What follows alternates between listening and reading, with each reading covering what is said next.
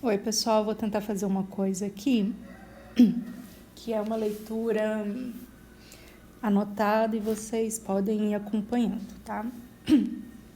Bom, vamos começar com Amor da Clarice Lispector, né? Então, vamos lá. Um pouco cansada, com as compras deformando o novo saco de tricô, Ana subiu no bonde. Depositou o volume no colo e o bonde começou a andar. Recostou-se então no banco procurando conforto, num suspiro de meia satisfação. Tá. Inicialmente, o que eu quero chamar a atenção aqui? A gente já tem uma personagem, né, que é a Ana, já está estipulada aqui na história, né? Subiu no bonde, um pouco cansada e com um suspiro de meia satisfação. Então, ela não está, digamos que ela está no meio, não está nem tão cansada, nem descansada, nem totalmente satisfeita, nem insatisfeita, né? E tem uma coisa que é importante, que vale a pena também a gente destacar, que ela está num veículo em movimento, né? Ela está num bonde e o bonde está se deslocando, né? Bom, então por enquanto a gente tem isso daqui, né? Essas informações sobre a Ana. E aí no segundo parágrafo, né? É um parágrafo esse aqui de contextualização bem curtinho, né? E no segundo parágrafo o narrador dá mais coisa pra gente, né? Os filhos de Ana eram bons, uma coisa verdadeira e sumarenta. O sumarenta é interessante porque é uma palavra que a gente liga a fruto, né? Sumarenta é cheio de sumo, né? Então, cheio de sumo, cheio de vida. Cresciam, tomavam banho, exigiam para si malcriados instantes cada vez mais completos. A cozinha era, enfim, espaçosa. O fogão enguiçado dava estouros. O calor era forte no apartamento que estavam aos poucos pagando. Mas o vento batendo nas cortinas que ela mesma cortara, lembrava-lhe que se quisesse podia parar e enxugar a testa, olhando o calmo horizonte, como um lavrador. Ela plantara sementes que tinha na mão, não outras, mas essas apenas, e cresciam árvores. Crescia sua rápida conversa com o cobrador de luz, crescia a água enchendo o tanque, cresciam os filhos, crescia a mesa com comidas, o marido chegando com os jornais e sorrindo de fome, o canto importuno das empregadas do edifício. Ana dava tudo, tranquilamente, sua mão pequena e forte, sua corrente de vida. A gente tem um cenário aqui que aparentemente é bem harmônico, né? Então, ela tem uma descrição aqui do contexto da casa da Ana, né? Mas o que eu acho que é interessante nesse lugar, né, é a cozinha, enfim, espaçosa. Então, teve alguma mudança, né? Eles estão num lugar novo. Não é uma cozinha pequena, quer dizer que a família, né, talvez seja melhorando de vida, né? Eu tenho aquela coisa do apartamento que eles estão pagando. E o símbolo, um dos símbolos, né, que vai voltar com frequência, lá no final, é o fogão, né? O fogão enguiçado dava estouros. O fogão vai voltar lá no final da narrativa, né? Mas vamos lembrar do fogão. Então, o calor era forte, e aí a gente tem aqui a participação da Ana e um monte de coisa da casa, né? Das cortinas que ela mesma cortou, né?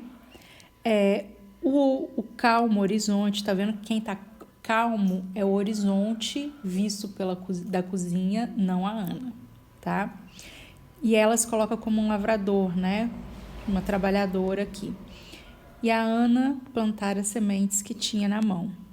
Não outras, mas essas apenas.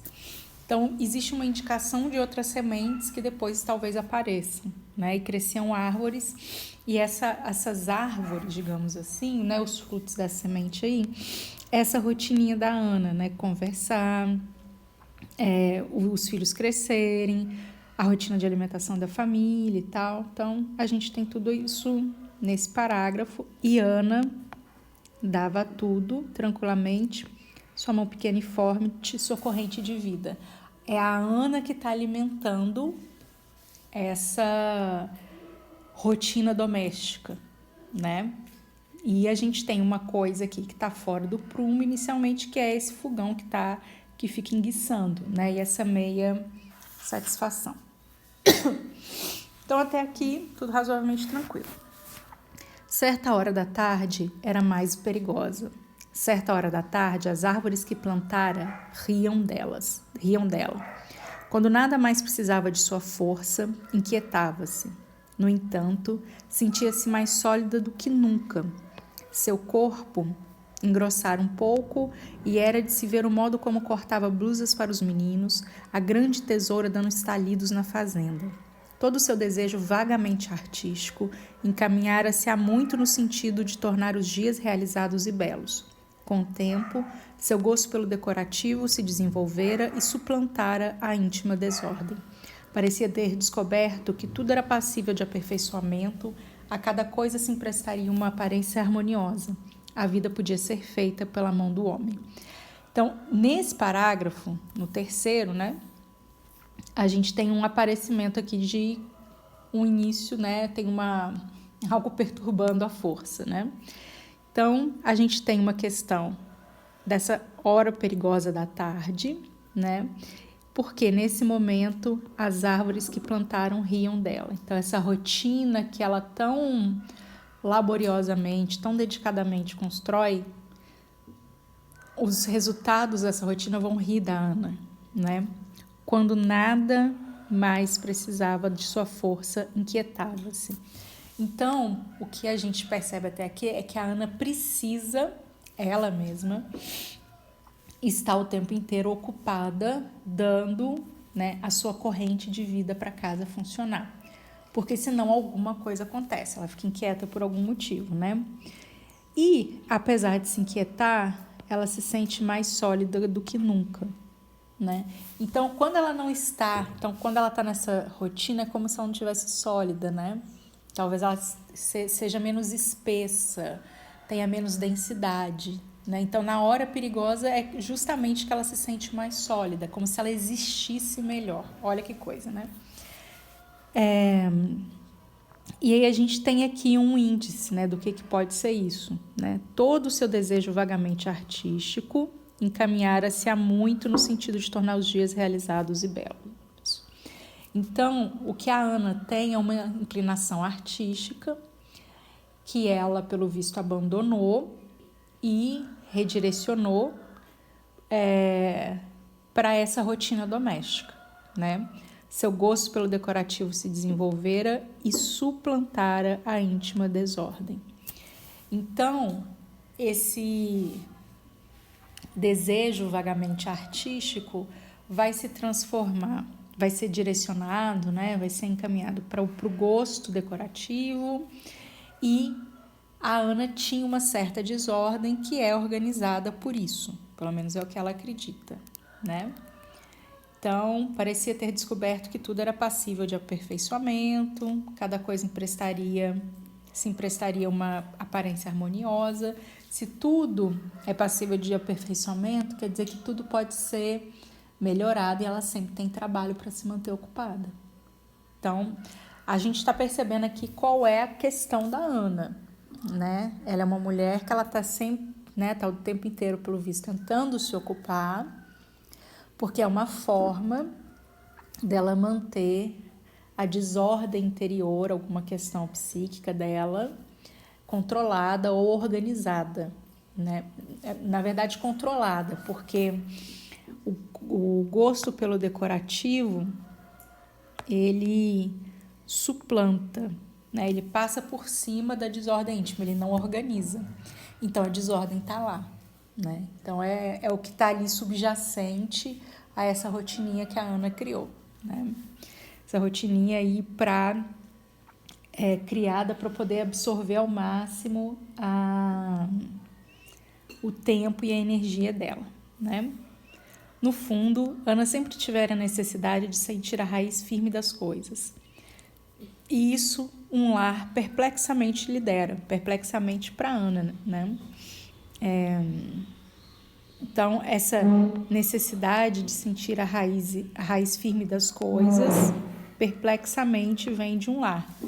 Perplexo para Ana, né? Por caminhos tortos, viera a cair num destino de mulher, com a surpresa de nele caber como se o tivesse inventado. O homem com quem casara era um homem verdadeiro, os filhos que tiveram eram filhos verdadeiros. Sua juventude anterior parecia-lhe estranha, como uma doença de vida. Dela havia aos poucos emergido para descobrir que também sem a felicidade se vivia. Terrível essa frase, né? Abolindo-a, né, abolindo a felicidade, encontraram uma legião de pessoas, antes invisíveis, que viviam como quem trabalha, com persistência, continuidade, alegria. O que sucedera a Ana antes de ter o lar estava para sempre fora de seu alcance. Uma exaltação perturbada que tantas vezes se confundira com felicidade insuportável. Criar em troca algo enfim compreensível, uma vida de adulto. Assim, ela o quisera e o escolhera. Então, o que a gente tem até aqui, né? No caso da Ana. Essa necessidade, a gente tem uma vida pretérita, né? E uma vida pós esse lar que ela constrói, né? A necessidade de sentir a raiz firme das coisas, a juventude anterior que parece estranha, como uma doença de vida,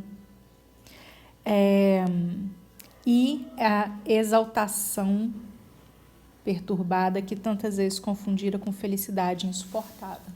Então ela era feliz, né? Ou pelo menos acreditava que era feliz. E depois essa construção, né, da família dá uma apaziguada nela, tá? E aí, o o perplexamente ótimo, que ela fica surpresa, né? Já comentei isso. Mas o que a gente tem? Ela vive sem felicidade, né? Então, é como se isso tudo é para controlar, ela está o tempo inteiro tentando ficar em controle, né?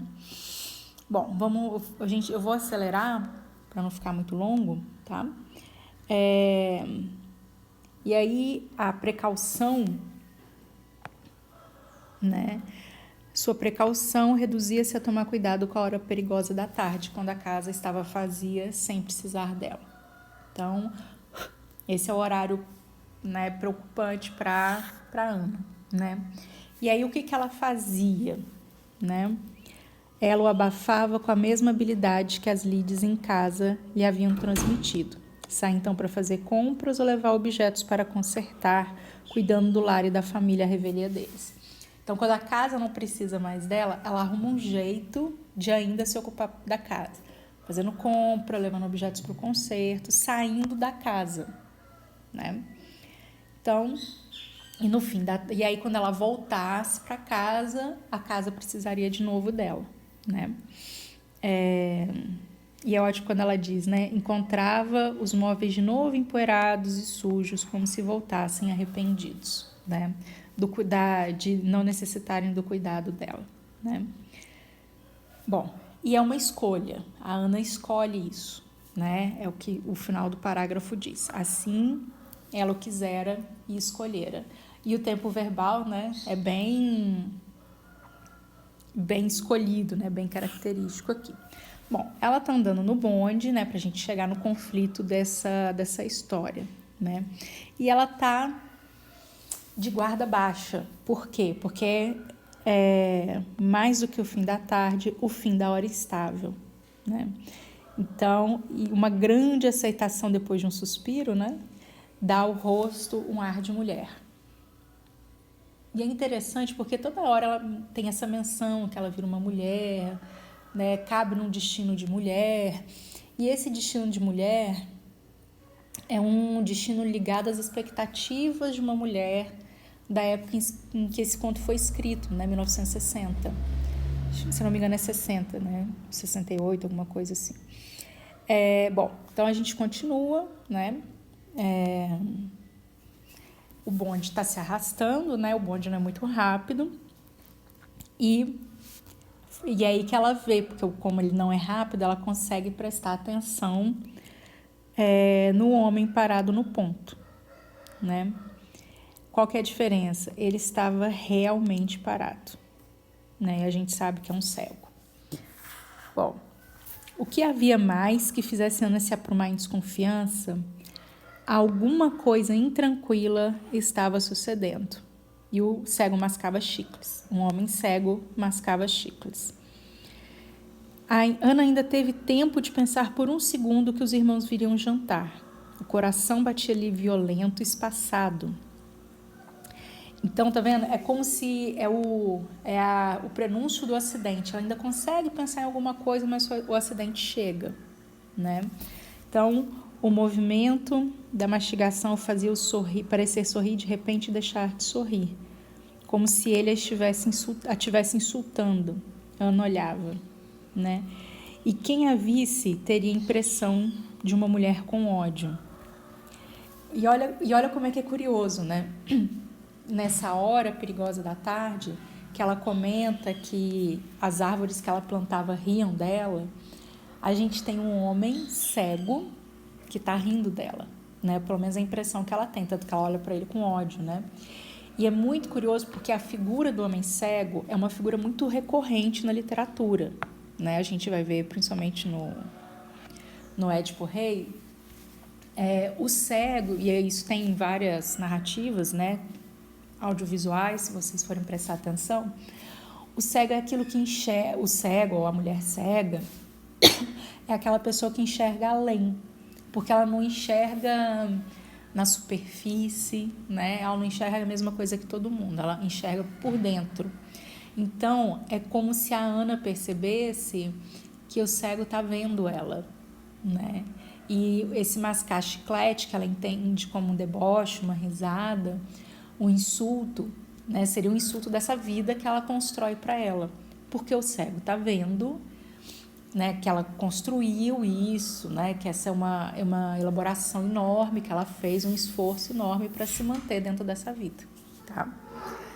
Bom, e aí o que acontece? O bonde dá uma arrancada súbita, joga desprevenida para trás.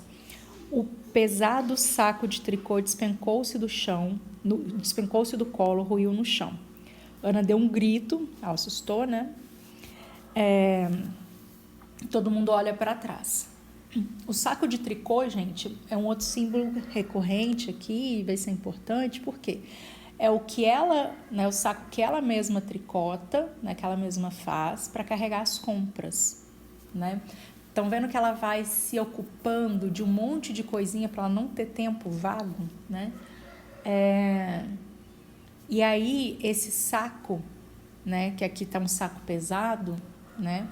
Finalmente ele cai do colo dela, porque ela estava segurando ele e se esparrama no chão, né? Incapaz de se mover para apanhar suas compras, Ama se aprumava pálida. Uma expressão de rosto há muito não usada ressurgiu-lhe com dificuldade, ainda incerta, incompreensível. O moleque dos jornais ria, entregando-lhe o volume, mas os ovos se haviam quebrado num embrulho de jornal. Gemas amarelas e viscosas pingavam entre os fios da rede. O cego interrompera a mastigação e avançava com as mãos inseguras, tentando inutilmente pegar o que acontecia. O embrulho dos ovos foi jogado fora da rede, entre os sorrisos dos passageiros, o sinal do condutor, o bonde deu uma nova arrancada de partida. Quando a sacola cai, os ovos se quebram, né? Esse aqui tem esse encontro com o cego, né? Só ela que percebe, parece.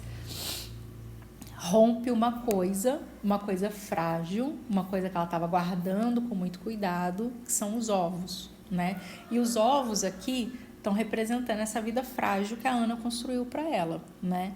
Então, quando isso é rompido, né, quebra, fica tudo melecado ali, ela tem que jogar fora, né, e seguir, e ficar, né, fica pingando ali na rede, né, Então tem o resquício ali, mas tem uma coisa que se quebra, tá? Então, além o encontro, o que o encontro com o cego acarreta? Acarreta a quebra de uma coisa dentro aí dessa vida que tão cuidadosamente a Ana tenta controlar, né? Bom, mas o bonde continua andando, né? A vida vai seguir, vai ter que seguir, mas o mal estava feito. E o mal não é a perda dos ovos, né? É a perda simbólica, algo que ela constrói ali para proteger, mas que acaba se quebrando, né? E aí tudo vai mudar, né? A rede de tricô era áspera, não íntima quando a tricotara. Perder o sentido e estar num bonde era um fio partido. Não sabia o que fazer com as compras no colo. E como uma estranha música, o mundo recomeçava ao redor. O mal estava feito. Ela vai repetir a mesma frase, né? Por quê? Teria esquecido de que havia cegos? A piedade a sufocava. Ana respirava pesadamente.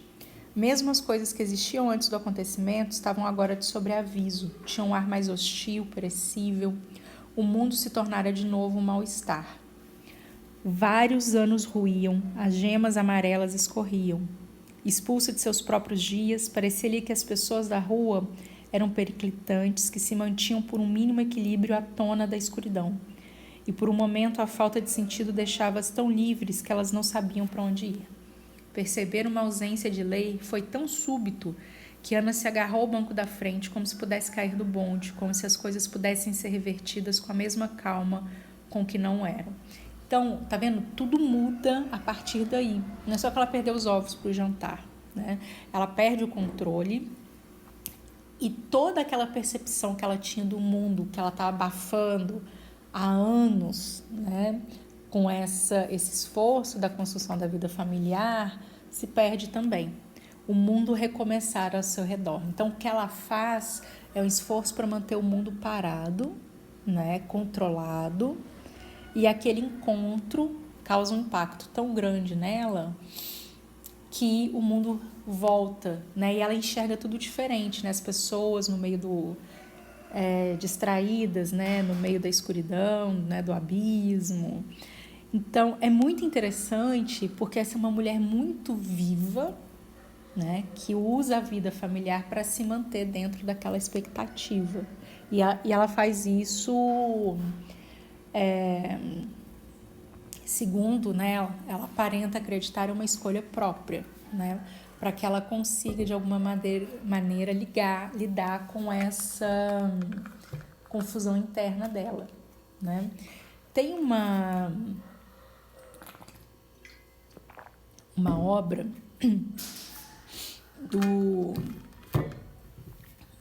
da segunda metade do século passado que chama Mística Feminina, que é, se não me engano, da Beth Friedman, que é uma feminista estadunidense, e ela começa a comentar sobre a frequência com que as mulheres vão para psiquiatras e começam a tomar medicação depois do fim da Segunda Guerra. Por quê?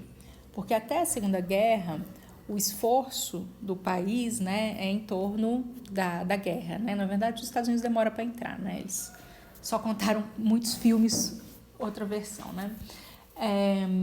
E os homens do país estão ocupados com o esforço de guerra, estão lutando e tal, e as mulheres têm que assumir postos de trabalhos que não eram previstos para elas. Então, trabalham em escritório, em fábrica, então elas criam uma vida e uma rotina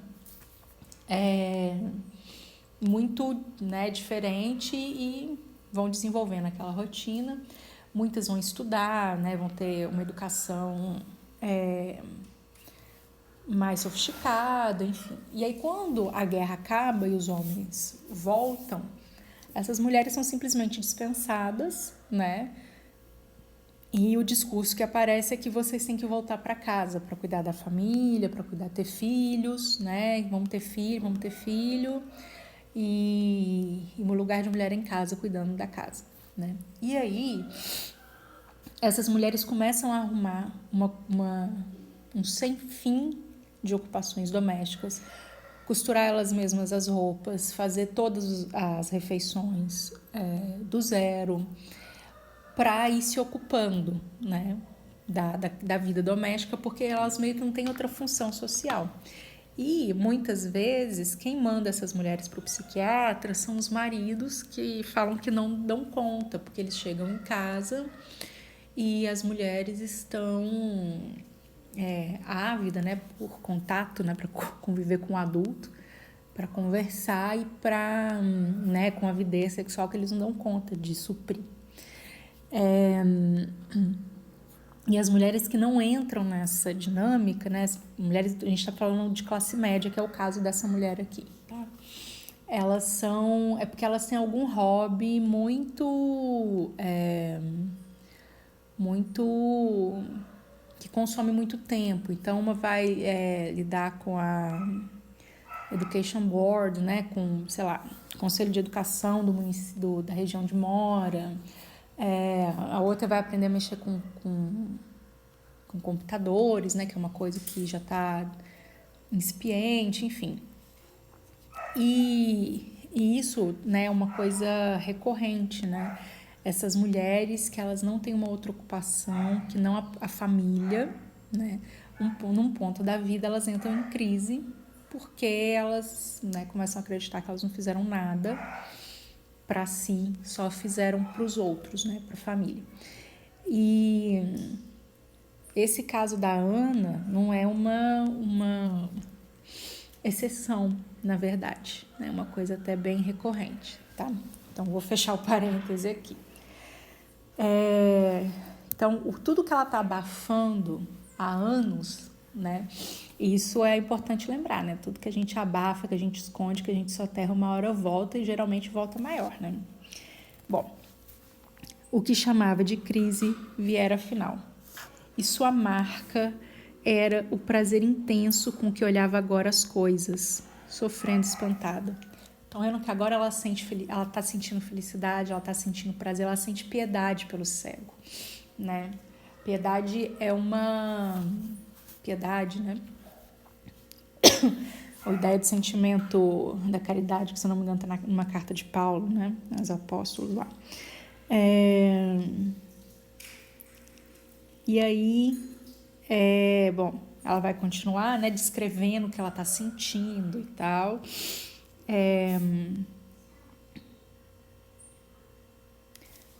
E aí ela vê o mundo, né? Ela vê o casal de namorados, ela vê a mãe empurrando o filho. Ana caíra numa bondade extremamente dolorosa, né? Ela volta a sentir as coisas. Ela vai se anestesiar por anos e agora ela volta a sentir, ela sente o mundo em toda a sua potência. Olha como é que é incrível, né? Ela apaziguara tão bem a vida, cuidara tanto para que essa não explodisse, mantinha tudo em serena compreensão, separava uma pessoa das outras, as roupas eram claramente feitas para serem usadas e podia-se escolher pelo jornal o filme da noite. Tudo feito de modo a que um dia se seguisse ao outro. E um cego mascando goma despedaçava tudo isso, e através da piedade aparecia a Ana uma vida cheia de náusea doce até a boca. Então, aí ela fica tão imersa naquilo que ela perde o ponto, né, para descer, e aí ela tem que voltar, descer num outro ponto e voltar caminhando, né, por um período maior, né. Parecia ter saltado no meio da noite, porque ela não reconhece, né? Tá vendo? Tudo muito controladinho a vida dela, né?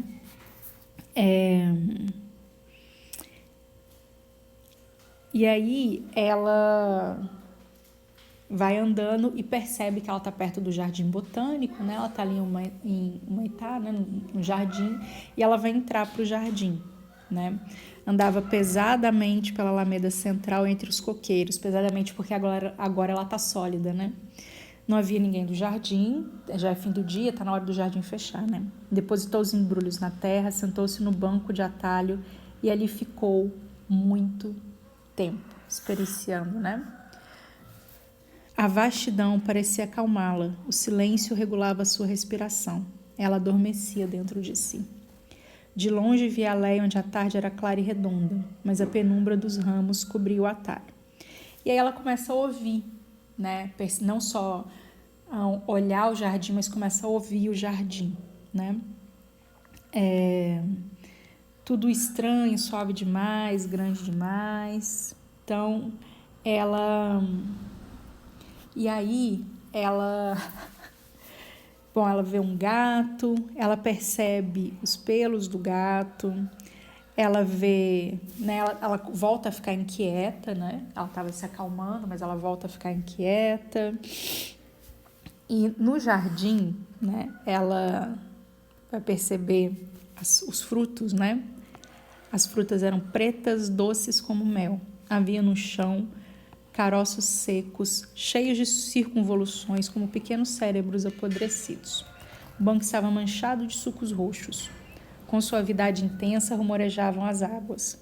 No tronco da árvore pregavam-se as luxuosas patas de uma aranha. A crueza do mundo era tranquila, o assassinato era profundo e a morte não era o que pensávamos.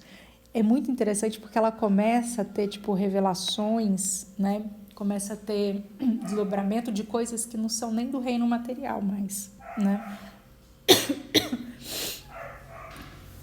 E ela fala que era um mundo de se comer com os dentes, um mundo de volumosas dálias e tulipas, né? Que tudo era fascinante, ao mesmo tempo ela tinha nojo, enfim. E aí ela tem uma experiência sensorial muito forte no jardim, né?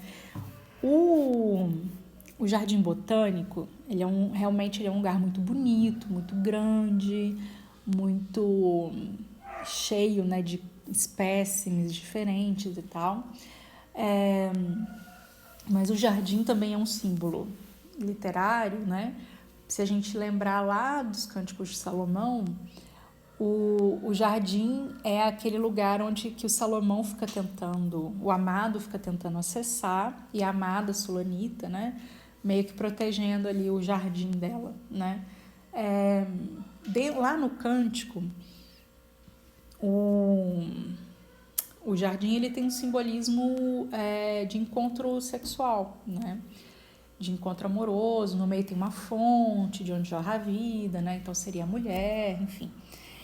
E aqui, mesmo que não tenha essa conotação, ela tem uma conotação erótica por causa de todo esse apelo sensorial que esse lugar traz. Mas é um apelo sensorial, né? Ela vai falar das cores, né, e tudo, mas ela também traz junto a morte, né? Porque a natureza também morre, né? Também apodrece, né? E ela diz uma coisa: a moral do jardim era outra, né? E é como se ela fala: agora que o cego me trouxe até aqui, né? Guiou até aqui, ela vai estremecendo diante desse mundo sombrio, porque as copas dão sombra, enfim, né? Mas ao mesmo tempo é fascinante, né? É muito incrível isso, né? Porque realmente, se você estiver andando aqui na cidade, se você estiver andando em um dos parques, você sente o cheiro de coisa fresca, né? De natureza nova, e você também sente o cheiro daquela da natureza que morreu e está apodrecendo também, porque é o ciclo normal das coisas, né? E é isso que ela também vai aparecendo, né? Bom, e aí ela finalmente vai sair do torpor, né, dessa experiência que ela tá tendo, que é muito intensa, né? E ela tá o tempo inteiro fascinada e ao mesmo tempo com nojo, mas também deliciada com tudo, né? E de repente ela lembra das crianças e imediatamente vem a culpa, né? Para quem não sabe, assim que a criança nasce, também nasce a culpa, né? Juntinho ali com a maternidade. E aí ela pega correndo a sacola e vai embora, né? E tá trancado, o vigia vem, aparece, né? Não percebeu, então vai embora. E aí ela volta para casa, né? E ela volta para casa assustada porque ela tem as obrigações da casa, ela vai receber os irmãos, enfim, né? Mas ela ainda está sob efeito, né? A piedade pelo cego era tão violenta como uma ânsia, mas o mundo lhe parecia seu, sujo, perecível, seu, né? E E aí, quando ela vê a casa ordenada, né, limpa, brilhante, né, por um instante, a vida sadia que levara até agora parecia-lhe um modo moralmente louco de viver, né? A vida que ela estava levando, porque ela ainda está presa na moral do Jardim Botânico. Ela vê o filho, um dos filhos, ela abraça, o menino fica assustado, que ela abraça com muita força, né? Ele corre dela, fica lá no quarto, enfim, né? Bom, e aí ela vai tendo os desdobramentos, né? Mas ela ainda está imersa dentro daquele sentimento de amor pelo mundo, né? Totalmente pegada com aquilo, né? E depois ela fala, né, que ela se sente o que faria se seguisse o chamado do cego. O chamado do cego, gente, é experienciar o mundo, que é tudo que a Ana não está fazendo, né? Porque isso faz com que ela fique imersa num maravilhamento muito grande e deixa ela desnorteada, né? Esse mundo interior bagunçado, digamos assim, né? Fora de controle, né? E ela tá nessa ideia, né, de que existem lugares que precisam dela, que não é esse que a casa, né? Até que ela diz, né, não tem como fugir. Os dias que ela forjara haviam se rompido na crosta e a água escapava, né? Estava diante da ostra e não havia como não olhá-la. De que sentia vergonha. É que já não era mais piedade, não era só piedade, seu coração se enchera com a pior vontade de viver. É uma mulher que está se aprisionando. Porque quando ela abraçou na juventude essa vontade de viver, ela não entrou, ela não conseguiu se encaixar naquele papel, né, de mulher, né? Bom, e aí ela vai continuar, né? Ela tá tomada ainda de piedade, né? E por fim ela se rende e vai para a cozinha ajudar a empregada a preparar o jantar, né? Mas ela ainda vai ficar com aquela sensação, né? E o mundo, né, começa a ser visto com uma lente parece que maior, né? Aquela lente maior que talvez ela tivesse, né? E aí ela vai sentindo as coisas, né? O próprio suor, os insetos em torno da cozinha, né? Enfim, eles vão jantar, né? Apesar de ter usado poucos ovos, o jantar estava bom, porque ela perdeu os ovos, né? Ela perdeu o alimento ali para todo mundo, mas mesmo assim conseguiu ficar bom. E por fim, todo mundo dispersa, vai embora. Né? E ela tem uma noite muito tranquila, calma, harmoniosa e superficial, né? Porque ela não pode pensar muito, senão ela não pode se descuidar, porque senão ela sente demais, né? Ela sente excessivamente, de novo, né? E aí ela vai continuar pensando, né, no encontro com o cego, quantos anos levaria até envelhecer de novo, né? Porque ela ficava numa existência de menina. As crianças, elas são... Por isso que toda hora fala assim, né? Ela viu uma mulher, porque ela estava envelhecendo, ela estava tentando se apegar a essa coisa de envelhecer, né? De ser uma mulher, uma adulta, né? Porque as crianças é que são empolgadas e excitadas e maravilhadas com o mundo é uma eterna novidade para elas, né? E é isso que a Ana está tentando perder, né? Essa excitação, essa empolgação com o mundo, né? Qualquer movimento seu e pisaria numa das crianças. E aí, de repente, ela escuta, né, outro estouro do fogão, né? Se for um estouro no fogão, o fogo já teria pegado em toda a casa. Pensou correndo para a cozinha e deparando com seu marido diante do café derramado. O que foi? Gritou, vibrando toda. Tá vendo como é que ela tá descontrolada? né? Ela tá fora daquela caixa de controle que ela vivia, né? Então, por isso que ela começa a se tremer, ela altera a voz, né? Ele se assustou com medo da mulher.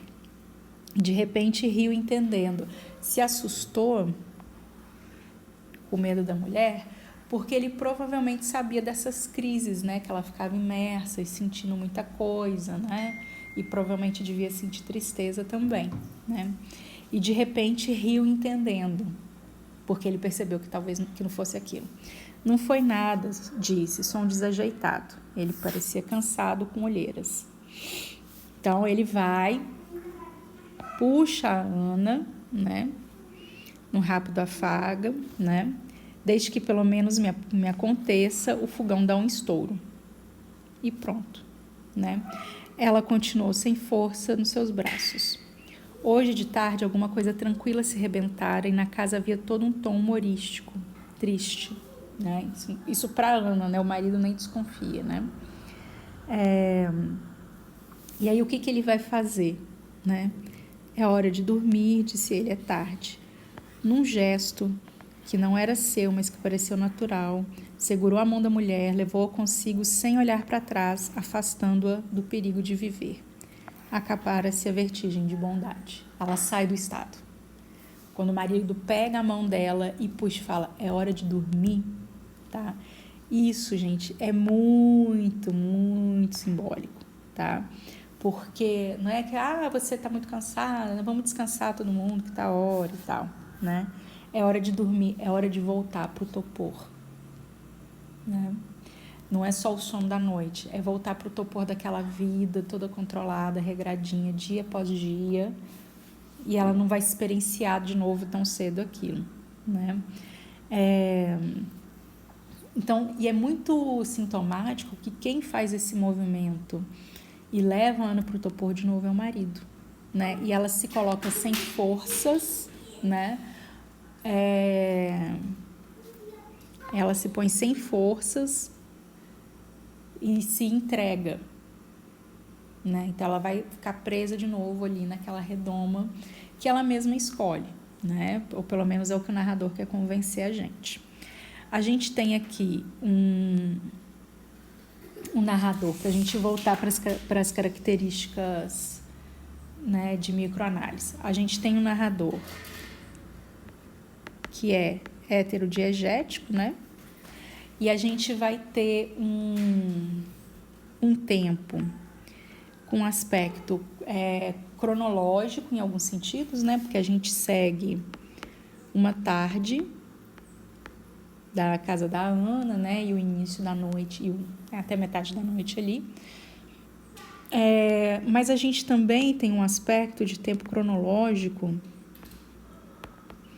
e é um tempo cronológico com uma variação grande, né?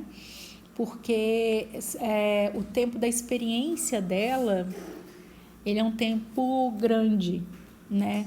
Ele ocupa a tarde toda quase, né?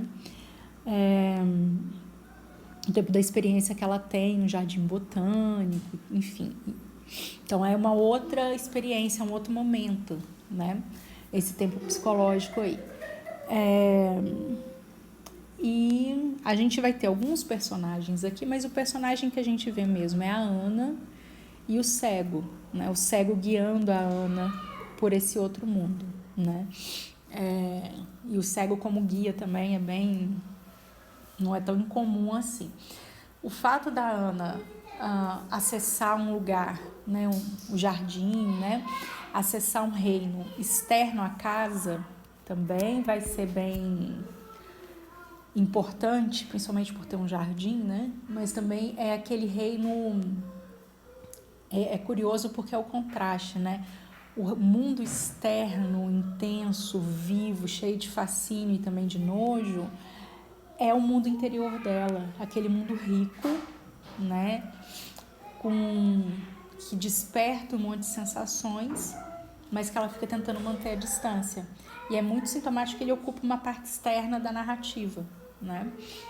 E tem toda a coisa do bonde, desse lugar de movimento, né? A gente tem os símbolos aqui do fogão estourando, da rede, de tricô que ela faz e dos ovos, né? A rede que ela faz não é só a rede, a sacola de carregar, né? A rede que ela cria para se manter segura, contida, né? Porque a rede é uma coisa que se a gente usa para conter alguma coisa, um objeto de cair, para poder pegar peixe, né? Enfim. Mas ali é para conter a própria Ana, né? A própria artesã que fez ali, né? Só que essa tem uma hora que alguma coisa rompe dentro da rede e começa a vazar, né? Que são os ovos, né? Depois ela fala assim, rompeu a represa, né? E começou a vazar. E o que segura depois é o marido, que está simbolizando essa figura aí patriarcal, né? Dentro do matrimônio, tá?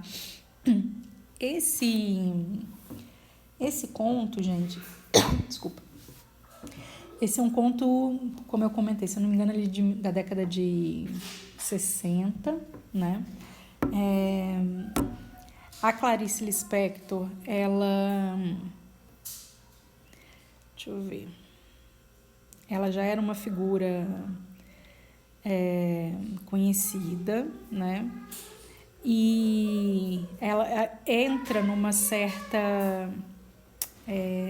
isso, ele tá no Laços de Família, isso mesmo.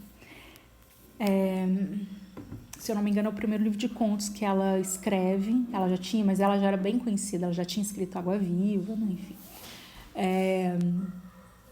E ela tá num contexto, não lembro se ela já era divorciada, mas ela entra nessas histórias da Lispector, né, que são protagonizadas por mulheres de classe média, né, que estão, né, presas naquela estrutura ali, naquela dinâmica.